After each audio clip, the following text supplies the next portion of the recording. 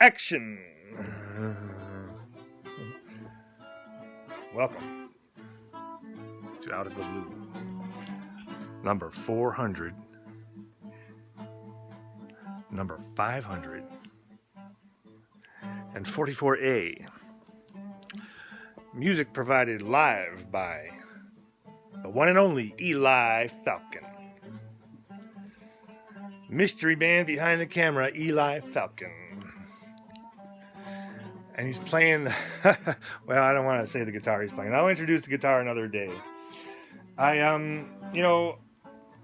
So far we haven't had all that many followers, and I've been searching for why would people want to watch it? How do I convince people that it's worth watching? And I figured it out. Because you're getting ripped off, that's why. All these rip-offs are like little magic tricks. In some industries, they call it a bait and switch, right? The bait and switch is they have a big ad in a newspaper that says, new TV, $179. And you think, wow, that's half the price of the other store. I'll go in and get one. And you go in, you get one. We're all out of that. But look at this, okay? That's called a bait and switch. It's a kind of a magic trick, okay? And, you got to be on the lookout for these things because you end up getting ripped off. And there's all kinds of things that just rip you off.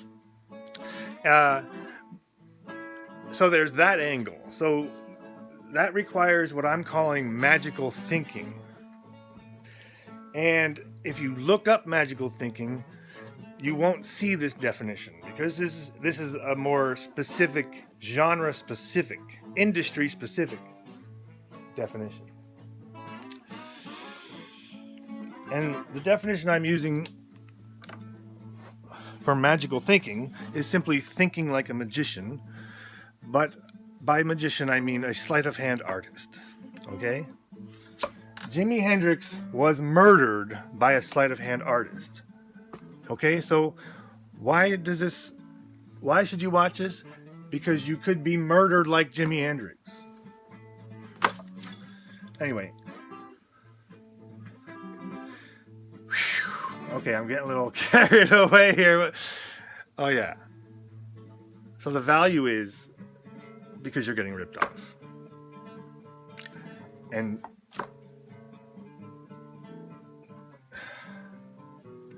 you can be robbed of your very life. Jimi Hendrix was murdered by his manager, who had a life insurance policy out on him. And Jimi Hendrix was going to drop the manager, but the manager was stealing from him. And so Jimi Hendrix was murdered, both for the life insurance policy and for the manager to protect his assets.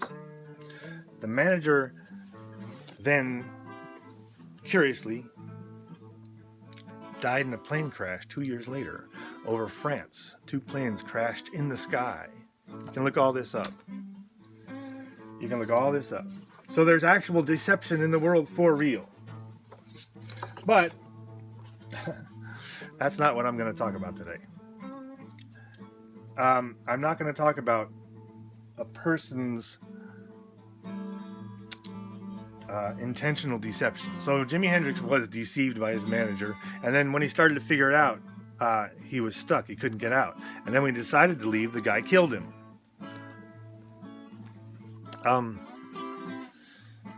But that's not what I'm talking about. I'm not talking about intentional deceptions where people set out to rob you. Those things are all over the place, and we'll talk about those at another time. There's people who are setting out to rob you all the time. Like a jungle, like a python. But as I said, that's not what we're going to talk about today. Because those are intentional deceptions. Oh, I didn't really finish my thought about magical thinking, did I? Magical thinking, what I mean by magical thinking like a magician. So you show a card trick to a magician, he might be fooled. Magicians get fooled all the time. The secret that magicians know is that it's possible to be fooled. Magicians know. That's their area that they work in, is this area where people can be fooled. So a magician can be fooled too. But what happens when a magician gets fooled is they try to figure out how it happened.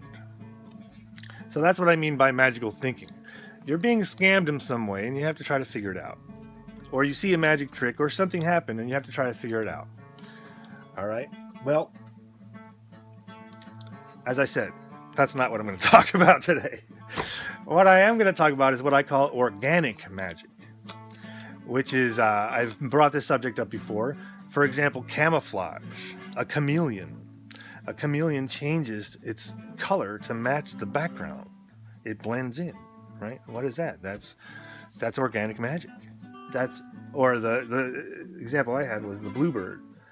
It was flying with the trees behind it, and then it went up with the sky behind it. It just disappeared. It was right there. It was right up there somewhere. I couldn't see it at all. My eye had nothing to follow. So I'm calling that organic magic. So, which is to say, something that fools you, somebody didn't do it intentionally to fool you, but you got fooled all the same. Somehow you were fooled. And for 544A, with Eli Falcon himself backing us up, I am going to, I'll recount an organic magic incident from my life. There's a famous commercial for a stockbroker where the guy looks at the camera and he says, "We get our money the old-fashioned way. We earn it." He looks at the camera. "We earn it," right? And it's some stockbroker. I don't even want to say their name. It's some investment firm, you know. "We get our money the old-fashioned way. We earn it." Old man saying this, right? Old man in a paneled office type thing, right? So I'm sure people are familiar with this, or if you're not familiar with it, you can find a link to it because it's a famous commercial. Anyway, the point was, I thought that was in a TV show called Room 222. When I was a little kid, there was a TV show called Room 222. And I always, growing up, I had seen that commercial, "We earn it." And growing up, I always thought it was in this TV show called Room 222. And later I tried to find this, and I watched these episodes of Room 222, which was a 70s sitcom set in a school, and I never found it. And then there's a movie called The Paper Chase, which the same actor who says this is in The Paper Chase. So I watched the entire movie of The Paper Chase because I thought, maybe I just thought it was in Room 222, but it was in The Paper Chase and I confused it. So I watched the movie, The Paper Chase, which is some lawyer movie, and it has that actor in it. And I kept waiting for the scene where the actor says to the other actor, "We do it the old-fashioned way. We earn it." And that had never happened, right? And then I was like, what happened? And then I finally find it in this investment firm commercial, and I realized that what probably had happened is that probably both during Room 222 and during The Paper Chase, I had seen the commercial, and I just thought it was all one. I just thought it was all one thing. Because Paper Chase is also a kind of a set in classrooms a lot. There's a lot of classrooms in Paper Chase. And Room 222 is set in a high school. But since I was only 4 years old, I thought all these three things were one. The Paper Chase, Room 222, and this "We earn it" commercial. And I just thought that always. And so now I figured it out, right? So I was deceived. So if I said, well, that quote was in such and such a TV show, I would be wrong, and it would be a deception. Not an intentional deception on anyone's part, but what I call an organic magic. So organic magic occurred. And okay, and I have some other news, which is 544B. Well, I guess you'll just have to go watch it and see. Thank you, Eli.